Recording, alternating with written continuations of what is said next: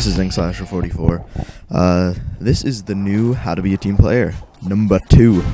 And someone requested that I do Sabotage, so without further ado, here it is. So Sabotage, let's talk a little bit about it.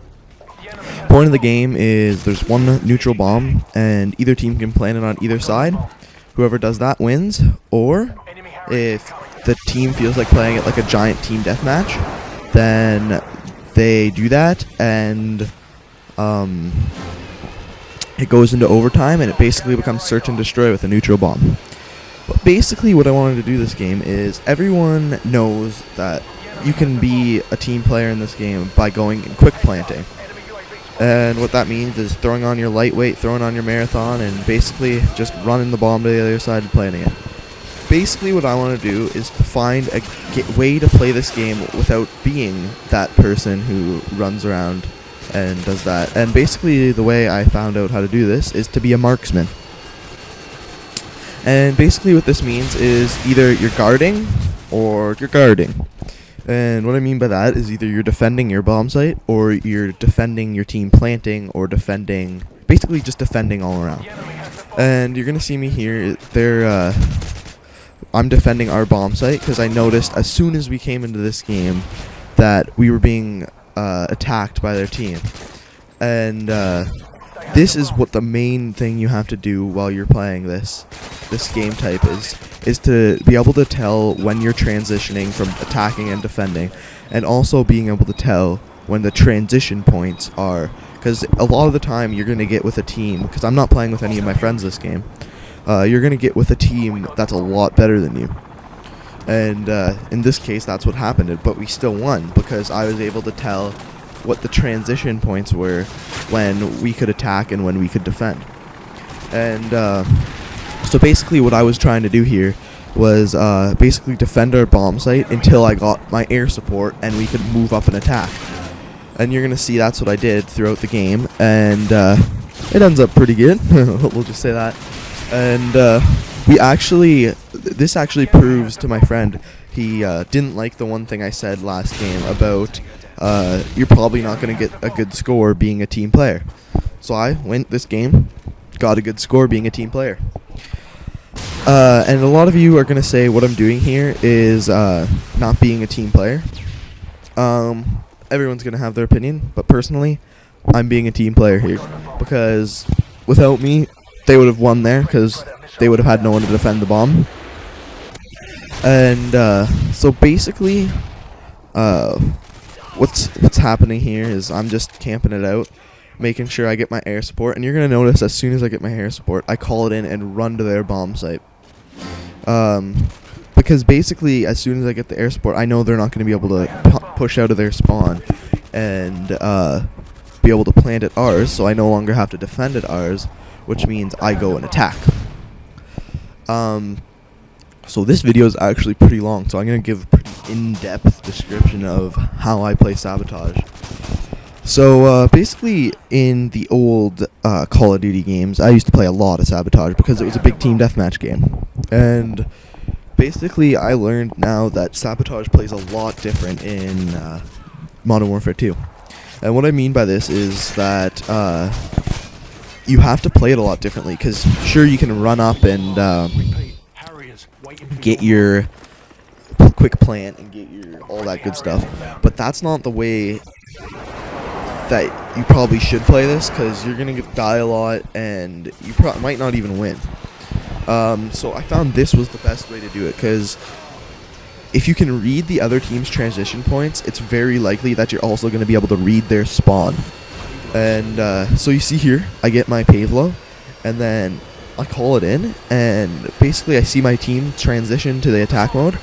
You're going to watch me call it in and then book it to their spawn. And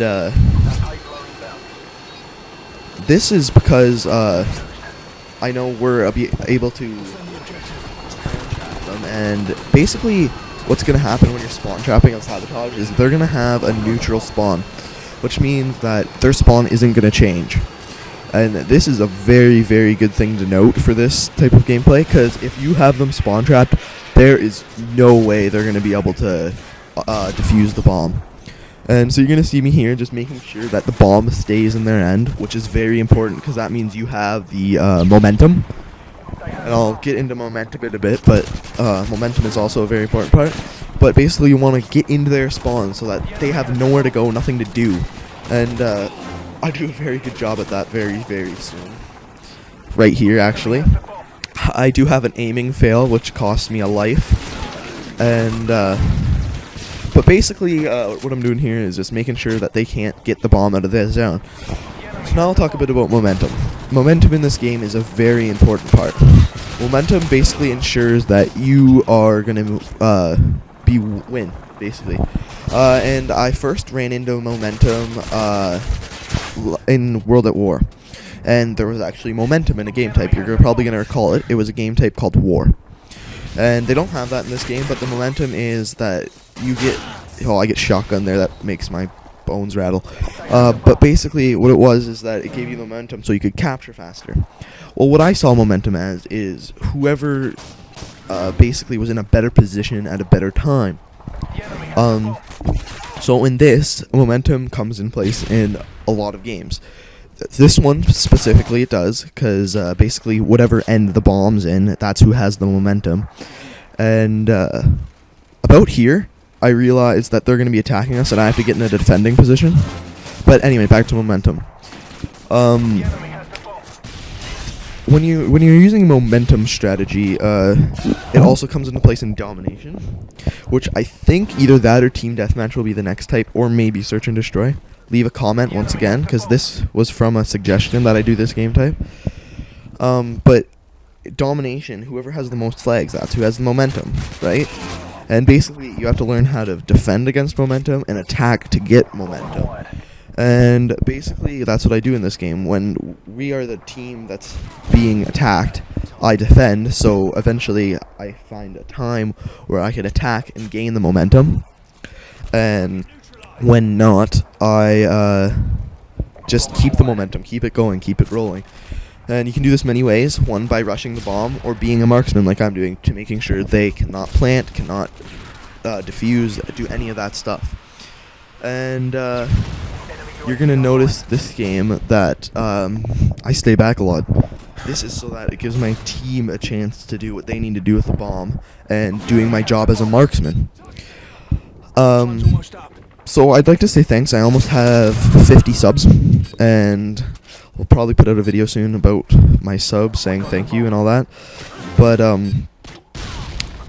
basically, I'd like to thank all of you and know that this series had a huge reply and everyone liked it. So I'm gonna have a lot more of these videos, and this series is gonna keep rolling. And a new video will be coming out because I actually just got the PS3 and I'm gonna be selling my Xbox. No, that does not mean I'm done making Call of Duty videos. They just will be on PS3 instead. And okay, so I'm done talking about all that crap. It's time to talk about overtime and what your strategy is for overtime. Basically, there's 2 minutes in overtime. What you're gonna need to do with those 2 minutes is to basically read your team once again. It's the most important part in Sabotage. If there's any air support, you're gonna want to take that out. And basically, you want to camp for the first minute. And as soon as that time's over, you need to get into their spawn, either decide whether you're going to go for the kills or grab the bomb. Same with search. And basically what our team did was corner them, because I told my team before this that they would be camping in that one building. You saw me in their spawn before, because basically that's what they need to do in this if you're on the other side. And so I told my team to corner them in that building. And we actually don't even need to get into their spawn. I saw that they were up there camping. They set up a sentry. So I went the other way, and I'm pretty sure I get the game-winning kill. And, but anyway, that's how I play Sabotage. I find it the best way without quick planting, but I found quick planting was too easy to do. So remember, comment, rate, subscribe, let me know what you want to do. Anyway, that's game, and that's all. Bye-bye, and ta-ta for now.